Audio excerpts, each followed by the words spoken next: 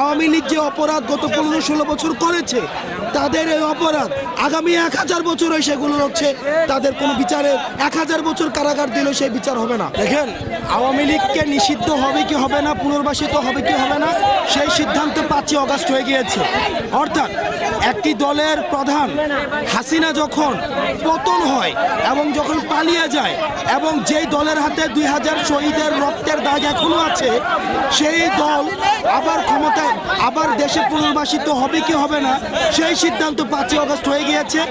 আমাদের এই শহীদের রক্তের বিচার না হওয়া পর্যন্ত, এই গুম খুন হত্যার বিচার না হওয়া পর্যন্ত আওয়ামী লীগের পুনর্বাসনের প্রশ্ন প্রাসঙ্গিক না।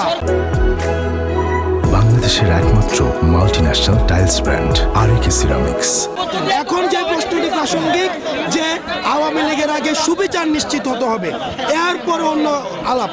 এবং আওয়ামী লীগ যে অপরাধ গত 15-16 বছর করেছে, তাদের এই অপরাধ আগামী 1000 বছর সেগুলো হচ্ছে তাদের কোনো বিচারে 1000 বছর কারাগার দিলেও সেই বিচার হবে না।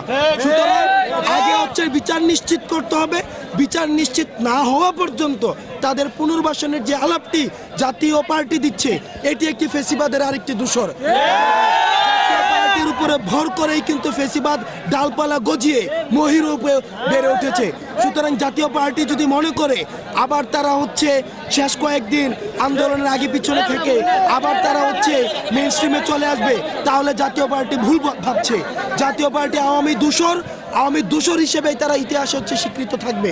সুতরাং জাতীয় পার্টি কি বললো সেটি ছাত্র নাগরিক কোনো ধরনের তোয়াক্কা করে না। বাংলাদেশি গণমাধ্যমের ভূমিকা রয়েছে। আপনারা আমাদের বাংলাদেশি যে গণমাধ্যম রয়েছে, এই গণমাধ্যমের উচিত যে বাংলাদেশে যে আসলেই আমাদের যে সাম্প্রদায়িক সম্প্রীতি রয়েছে, কোনো ধরনের ক্ষুদ্র নৃগোষ্ঠী অথবা হিন্দু মুসলিম বৌদ্ধের আমাদের যে একটি সুন্দর সাম্প্রদায়িক সম্প্রীতিটি রয়েছে, এগুলো তুলে ধরা।